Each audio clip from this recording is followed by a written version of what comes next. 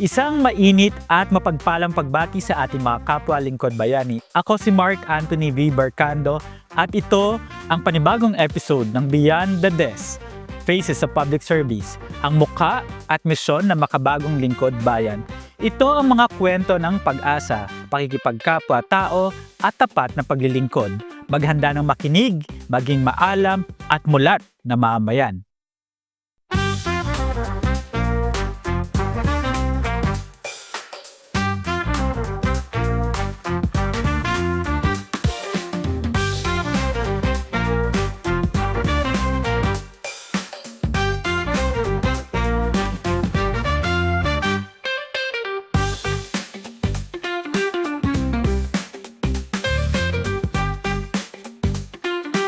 Bagamat ikalawang buwan na ng 2026, magandang mapag-usapan natin ang mga bago at landasin ng Civil Service Commission ngayong taon at sa mga susunod pa.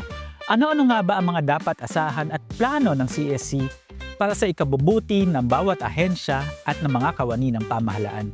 Kaya naman inanyayahan natin ngayon ang pinakabagong commissioner ng CSC at kapamilya natin na si Attorney Luis Medrado C. Pangulayan. Mapalad po tayo ngayon at makakasama natin ang pinakabagong commissioner ng Civil Service Commission, walang iba kundi si Attorney Luis Medrado C. Pangulayan. Sesuwan, welcome po sa ating palatuntunan at bumati muna po kayo sa ating mga panonood. Welcome Mark, magandang umaga sa iyo. At sa ating mga kapwa ng minilbihan sa pamahalaan, isang mapagpalat, mainit at magandang araw po sa inyong lahat. Ayan, at of course napakapalad po namin, nakasama po namin kayo despite your busy schedule. Kung gusto namin makilala kung sino po si Com Louie sa likod ng opisina, pwede po bang ibahagi niyo sa amin kung paano po kayo nagsimula bilang lingkod bayan at ano po yung mga pinagdaanan nila? Well, ako po si Luis Pangulayan, graduate ng Pampanga High School at ng Pamantasan ng Pilipinas. Nag-aral ng Political Science at Batas, naging abogado noong 1992. Nagtapos din ako sa National Defense College, Masters in National Security Administration. Ano tayo, Lieutenant Colonel sa Reservist, bilang isang reservist. Ako ay naging abogado noong 1992 at mula noon ay nag-practice na ng law. Nagtayo ng sarili kong tanggapan, na law office at pinatakbo ko ito mula 1992 hanggang 2015. Noong 2015, ang mga kaibigan ko sa Pamantasan ng Pilipinas ay lumapit sa akin at hinimok akong magsilbi sa bayan bilang Undersecretary ng Department of Agrarian Reform. Isa sa mga lumapit at nagturo sa akin na manilbihan sa bayan ay ang dating kalihim noon na si Secretary Gil de los Reyes. At dala ng kanyang pagpapaliwanag sa akin about sa kalagahan na maging kabilang sa kanyang team sa Agrarian Reform, ay pumayag naman ako. Siguro 5 buwan ako nag-isip dahil iwan ko yung practice ko ng law. At mula noong 2015, naging Undersecretary ako of Agrarian Reform. Nauna akong in-appoint ni Pangulong Benigno Aquino Jr. At na-reappoint naman ako ni Pangulong Duterte. At naging CESO 1 ako, Career Executive Service Officer 1. At Pangulong Marcos ay siya namang nag-appoint sa akin upang umupo sa Career Executive Service Board bilang isang direktor. Hanggang noong daang taon ay inappoint ako ng mahal nating Pangulo, Ferdinand Marcos Jr. bilang bagong commissioner ng Civil Service Commission. Ito ay sa pagretiro ng ating minamahal na Commissioner Lizada noong February 2, 2025. At noong February 10, 2025, na-appoint ako ng mahal nating Pangulo. At sa awa ng Panginoon, na-confirm ng Commission on Appointments noong June 2025. So actually sa February 14, din ang panahon ng nag-take ako ng oath. Mag-isang taon na ako, Valentine's. Kaya pagsisibig sa bayan na may puso ng at galing puso. Kaya February 14 is a very significant day for me. So I'll be celebrating my first year in the Commission. Actually, I've been serving government for a total of about 11 years. Napakaisip pa na ito kumpara sa mga nakikita kong mahuhusay ng mga silbing bayan na nagsilbi ng 20-30 taon na sa ating pamahalaan, 2-3 dekada. Ngunit alam kong marami pa akong dapat gawin, dapat sabihin at dapat matutunan. Yun po. Sa mula nagsilbi pa ako sa bayan. Pag di po ako nagsisilbi sa bayan, ako po ay ama ng 3 anak na lalaki at ako po ay lolo na ng unang-una kong apo, si Luis Bella. At yan, kalaro ko yung aking apo, apostolic work. At isa naman po akong Okay. totoong church worker po ako since 2002. Church worker din po tayo. Yun po ang aking, yun po si Commissioner Louie po. Opo. Kung Louie, ano yung nagmo-motivate sa inyo na magsilbi? Sa pamilya niyo po ba kayo po ay nasa side ng public servant po o nanay or tatay? Actually, ang lolo ko ay nagsilbi sa bayan noong araw, nung kanyang kabataan. Ngunit matagal na, no? Nasira kong lolong Venancio Panglay, nagsilbi po sa customs. Pero maliban doon, wala na pong nagsilbi sa bayan, no? Meron pong isang pinsan, isang public school principal sa elementary school. Siguro kaming dalawa lamang. Ako unang abogado at unang nagsisilbi sa bayan sa kasalukuyang panahon. Yun po. Nag-udyok sa akin, bilang isang naninimbiyan sa Panginoon sa simbahan, ang mahalaga po ay magsilbi sa iyong kapwa. No? Mahalin mo ang kapwa, katulad ng pagmamahal mo sa akin, sabi ng Panginoon. Gawin lamang po, no? Ganong kaisipan at ang nagdunsod sa akin upang ipagpatuloy ang panunimbihan. No? Ang panunimbihan sa bayan ay pwede mong gawin sa simbahan, sa komunidad, sa inyong pag-practice ng propesyon. Ngunit mas mahalaga kung ibibigay mo ang iyong lakas at galing sa panunimbihan sa bayan sa pamamagitan ng pagiging isang civil servant. No? Napakarami pong mga pagkukuha na nating inspirasyon sa mga kawani ng bayan. Right. Okay. So, ngayong taon po ba, Com Louie, ano po yung ating top priorities dito sa civil service na aasahan ng mga kasamahan nating kawani? Ang pinaka-prioridad po natin dito at sinusuportahan po natin ang mga adikaing binalangkas po ng mga nating chairman si Atty. Maril Baruayap ay ang digitalization, no? Ng ating Human Resource Management Information System at yung ating payroll system. Ito ay tinalaga sa Philippine Development Plan, no? From 2022 to 2028. And as a matter of fact, meron po tayong proyekto, ang pamahalaan sa pamamagitan ng Department of Finance ay nagkaroon po ng kasunduan sa World Bank na pondohan po itong digitalization. No? Mahalaga po itong digitalization upang lalong mahusay po tayong manilbihan as the main human resource institution for government, no? Halos mga 2 milyong katao ang nasa ilalim ng ating responsibilidad, kasama po ang mga COS at mga job orders, no? Yan po ang unang prioridad. Ang ikalawang prioridad po ay ayusin natin ang takbo ng ating komisyon upang lalo tayong maging epektibo sa pagbibigay ng serbisyo sa mga kawani ng bayan. Ito ay ginagawa natin ngayon sa pamamagitan po ng reorganisasyon at pagtukoy ng mga magagaling na tao sa ating samahan upang manilbihan sa mga pwesto na humaharap sa mga kawani. Ikatlo po ay ang ating Civil Service Eligibility Exam. Panahon na po nating examinin ito, mismo yung uri ng exam. Ikalaw po yung pamamaraan ng pagbibigay ng exam. Pen and paper pa. Dapat itigil na baguhin natin unti-unti from pen and paper test format to a digitalized format. No? Meron po akong isang adikain sa buhay sa komisyon at ito ay to ensure that in the future, the eligibility examinations can be held anytime, anywhere, even in the comfort of your home. We have the technology, we have the people, we have the manpower, we have the software, no, to do this. In this day and age, that is attainable. No? Marami tayong sakripisyo ginagawa upang maging mahusay ang ating PPT, no? Eligibility exam, ngunit kinakailangan ng mapaayos to. Siyempre po, dapat pabulisin ang pag-resolve sa mga apela ng ating mga disciplinary and non-disciplinary cases. Napakalaki po ng backlog ng kaso natin. Dating ko po dito at nakita po namin ng Chairman Maril Baruayap na iprioridad na tanggalin ang backlog na ito, no?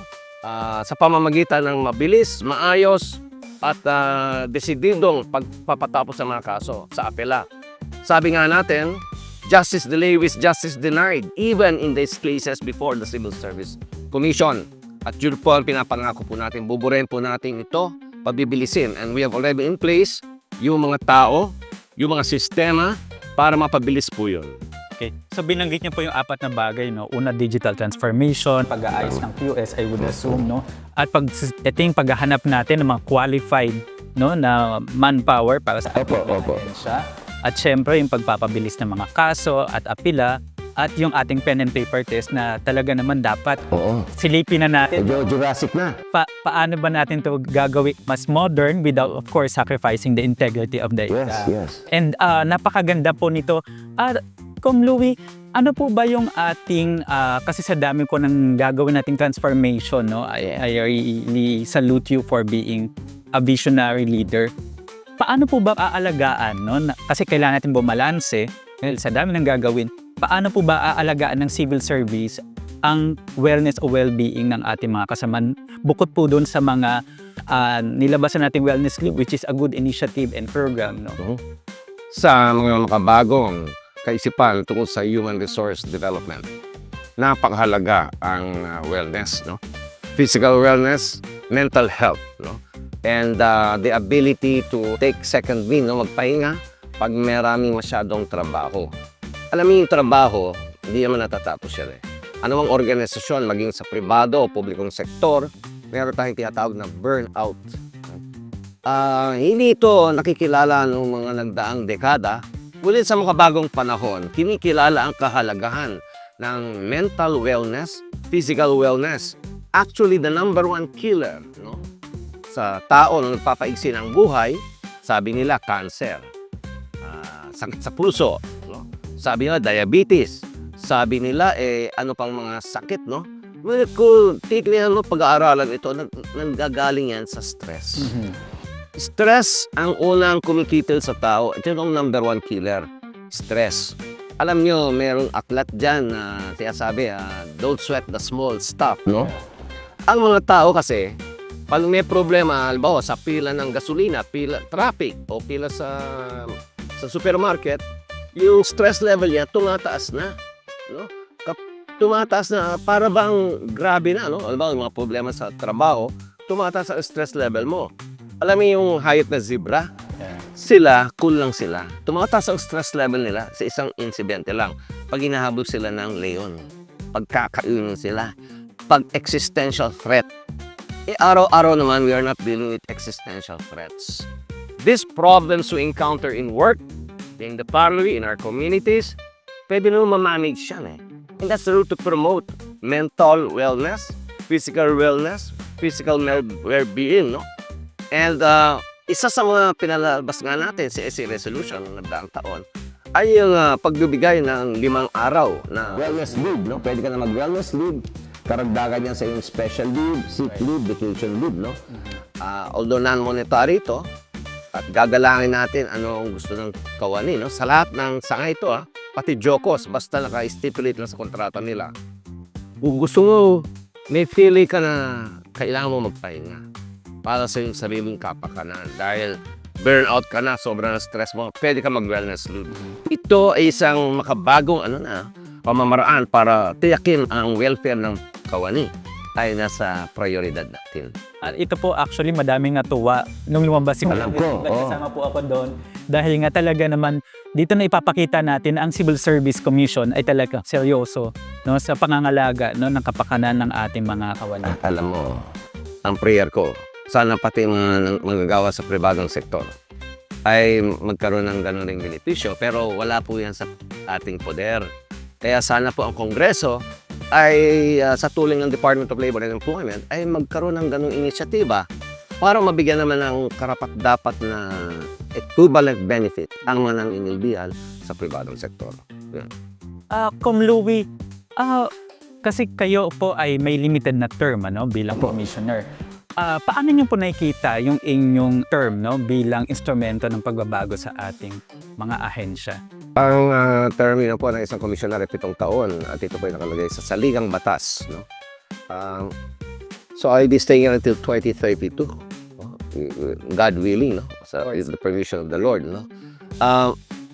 Dito po sa panahon na 2026 hanggang 2032, igugol ko po ang aking isipan, lakas, no? At damdamin, at dugo at pawis, no? At luha, kung maaari, para mapabago natin, ma-modernize natin ang human resource management and development programs ng publikong sektor. Una nga dyan yung digitalization.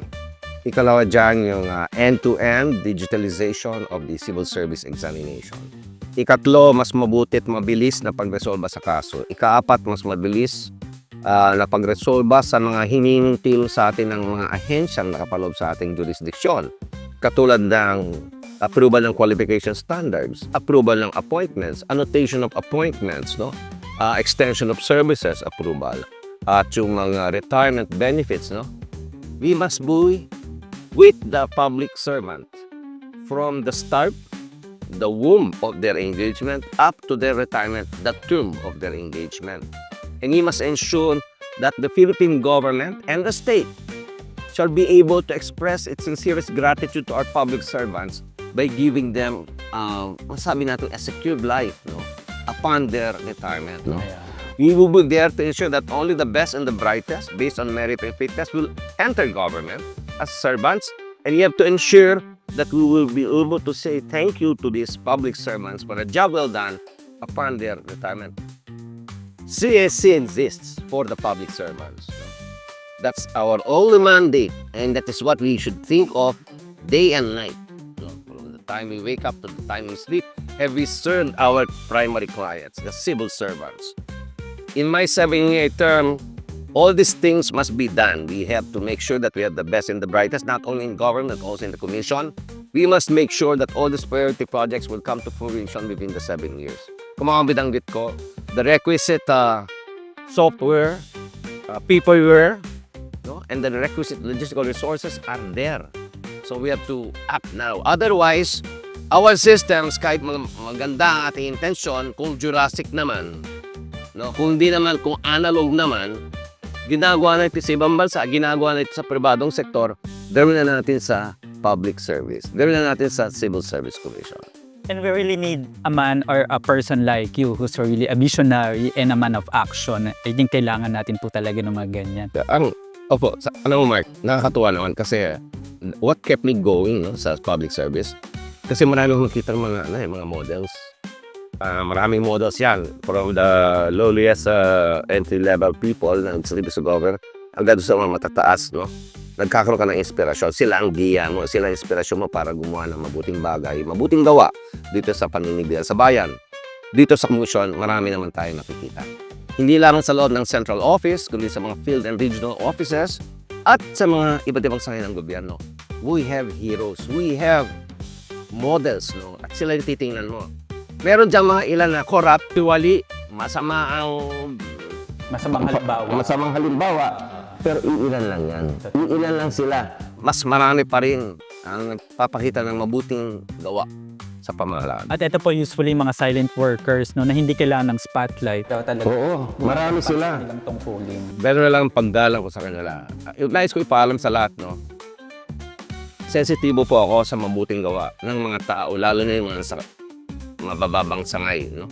Sa mabababang antas. Kasi sila yung humarap sa tao. Sila yung nagdadala ng mabuting gawa sa mga tao. Sila ang dapat nating tularan. Bigyan natin sila ng giya. Hayaan natin silang ma-promote. Bigyan natin sila ng training. Pakinggan nila natin ang kanilang mga grievances. At pag tinapakan natin ng karapatan, maging mabilis tayo sa pagkilos para proteksyonan sila. Kasi tayo dapat ang first line of defense ng mga public servants. At bilang pangwakas, Com Louie, ano po yung inyong mensahe sa ating mga kapwa-kawani sa pamahalaan? Na balangkas po sa ating sigaw, no? Puso, dangal at galing para sa bayan. Yun po ang sangkap upang maging isang mabuting nanilbihan sa bayan. At yun po ang sangkap para sa akin ng isang mabuting komisyoner.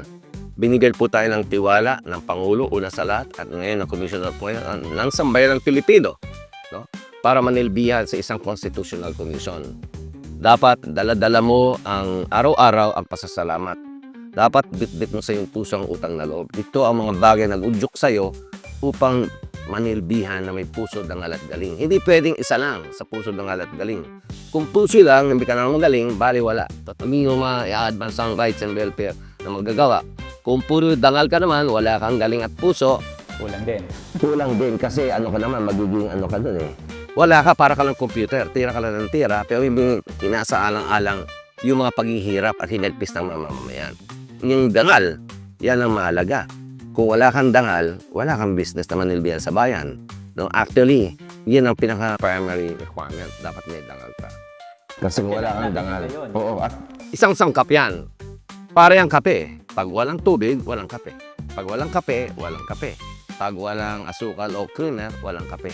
So dapat, of course, malayo yung dalawang bagay na yan. Pero pag kung kumpleto ang sangkap, wala ang tunay na paninibigan sa bayan. At yun po ang gawin natin kahit na anong sakay tayo ng pamahalaan, kahit anong tanggapan natin, kahit anong posisyon natin sa gobyerno, kahit anong uri ng ating pagkapaninilbihan sa bayan, lagyan niya ng puso, dangal at galing at dalhin niyo po yan sa inyong komunidad at dalhin niyo po yan sa inyong tahanan.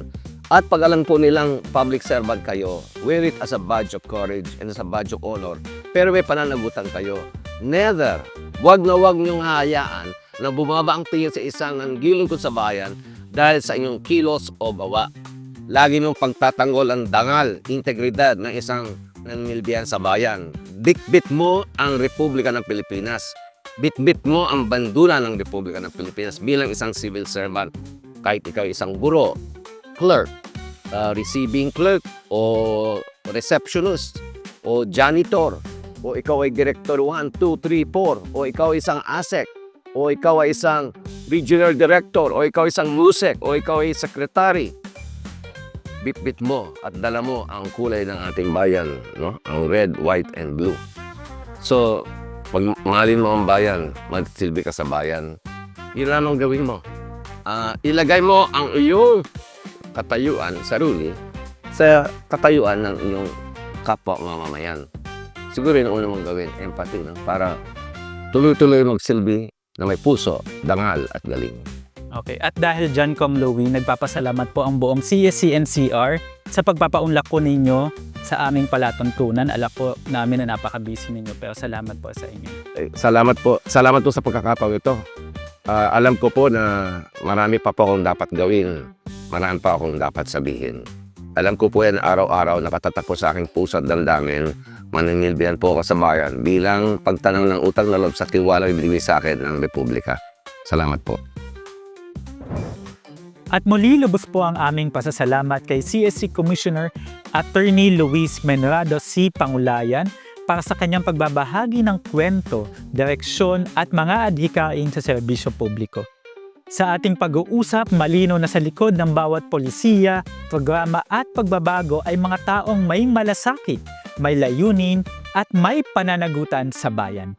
Ipinapaalala sa atin na ang serbisyo publiko ay hindi lamang tungkol sa mga proseso at papeles. Ito ay tungkol sa mga mukha, kwento at pusong handang maglingkod. Sa ating mga kapwa lingkod bayan, naway magsilbi itong paalala na patuloy tayong maging bukas sa pagbabago. Ibigay ang ating puso, dangal at galing at maging matatag sa ating paninindigan tungo sa tapat at makataong serbisyo. Sama-sama nating buuin ang isang lingkod bayang mahusay, makabago at may malasakit sa bawat Pilipino. Huwag kalimutang manatiling nakatutok at makisabay sa ating pang mga susunod na kwentuhan at talakayan. Muli ako po si Mark Anthony V. Bercando at ito ang Beyond the Desk, Faces of Public Service. Dahil sa dulo ng bawat kwento ng paglilingkod, hindi lang pangalan ng ating iniiwan, kundi isang pamana ng malasakit, katapatan sa bayan at tunay na pagbabago. Do you have someone or a group in your agency who goes beyond what is required? Someone who creates real impact and helps move the country forward? Then it's time to nominate them for the 2026 Gawad Lingkod Bayani. The Gawad Lingkod Bayani is part of the Civil Service Commission's Honor Awards program. It recognizes government officials and employees, individuals or groups who demonstrate exceptional performance, integrity, and dedication to public service. These are the public servants whose work makes a real difference in the lives of our people. Who may be nominated? All appointive officials and employees holding permanent, temporary, coterminous, contractual, casual, provisional, substitute, fixed-term status of employment in the government, whether stationed in the Philippines or abroad. Military, elective officials. Elective and appointive barangay officials and employees may also be nominated. provided they meet all the following conditions pursuant to Civil Service Commission Resolution number 011352 dated August 10, 2001 on the recognition of the Barangay Secretary and Barangay Treasurer as government employees. Posthumous nominations may be made for a public servant who died in the line of duty or in the pursuit of his or her official duties and responsibilities as a civil servant. Posthumous nominations should be formalized within 12 months from the time of death of the government official or employee. And take note, those who are under extension of service are not qualified. What are the honor awards? The 3 honor awards are Gawad Lingkod Bayan ng Pangulo for individuals and groups, Gawad Dangal ng Bayan for individuals, and Gawad Pag-asa. Criteria for evaluation for Gawad Lingkod Bayan ng Pangulo and Gawad Pag-asa.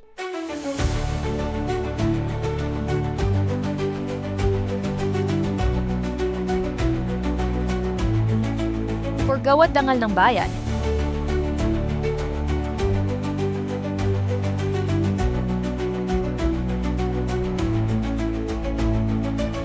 required documents.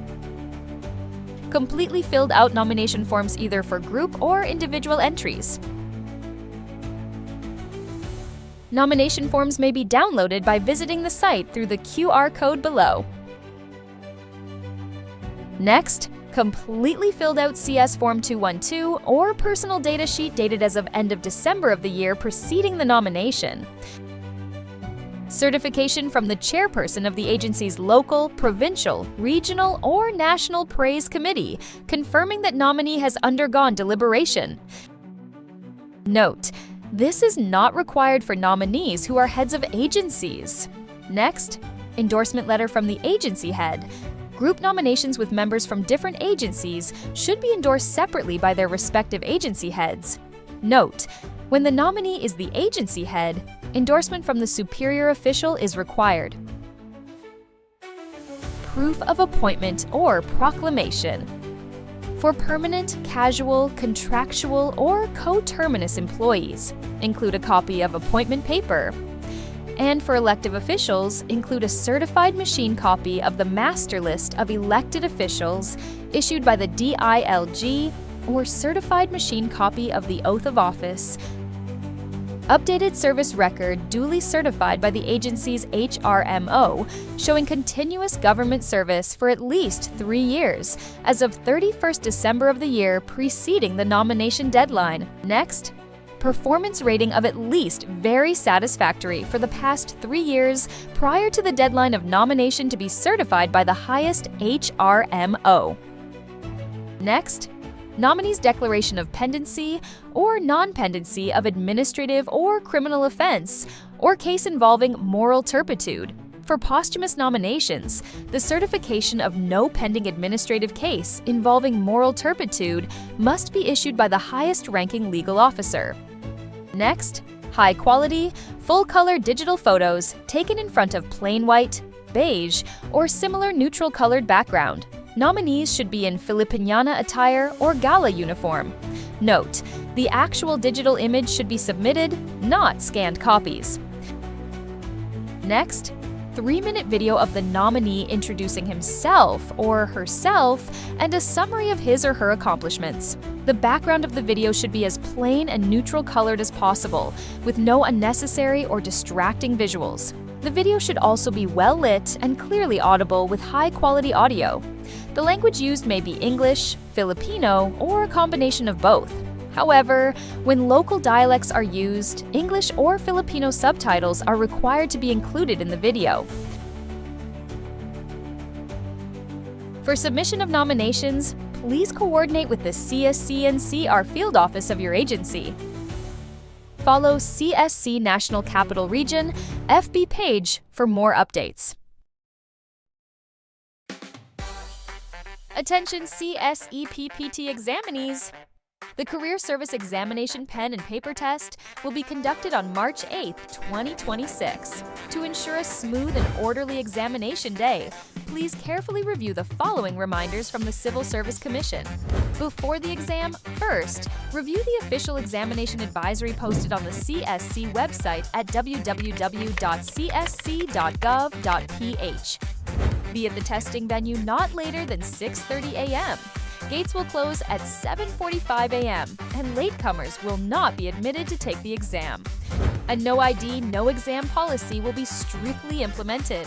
Bring a valid ID, preferably the one used during application. Wear appropriate attire, preferably plain white shirts or tops. Examinees wearing sleeveless shirt and blouse, shorts or tokong pants, ripped jeans, and slippers will not be allowed to enter the exam venue. Tie back long hair to keep it neat and make the face visible for verification. Calculators, including watch calculators or any other forms of aid in answering the test, are not allowed. Electronic devices such as mobile phones, smartwatches, tablets are not permitted at examinees' seats. Strictly use only the examinee number assigned as found in the examinee attendance sheet. Do not use any other examinee number. Take note of the examinee number for later use in test result generation. Do not bring out the test booklet from the testing room or venue. Scratch work is only allowed in the designated areas of the test booklet. Writing on answer sheets, clothing, body parts, margins, or any unauthorized space is not permitted. Only black ball pens may be used to fill out the answer sheet. Other types or colors of pens, such as gel pens, sign pens, fountain pens, friction pens, are not allowed. Lastly, examinees who cannot access their ONSA should inquire directly with the CSCNCR regional or field office concerned.